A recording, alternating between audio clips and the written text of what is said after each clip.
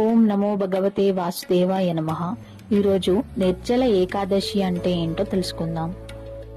ఒకే సంవత్సరంలో వచ్చే 24 ఏకాదశుల్లో నిర్జల ఏకాదశి చాలా ముఖ్యమైనది. నిర్జల అంటే నీరు లేకుండా, మరియు నిర్జల ఏకాదశి అంటే ఉపవాసం, నీరు మరియు ఏ రకమైన ఆహారం లేకుండా ఆచరిస్తారు.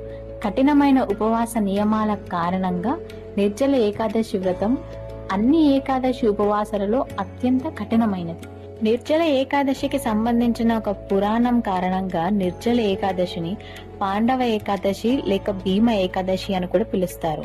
అయితే పాండవ సోదరులు మరియు ద్రౌపది నిర్జల ఏకాదశిని చేపట్టారు, కానీ భీముడు మాత్రం ఆకలికి ఆగడు అని తెలుసు కదా.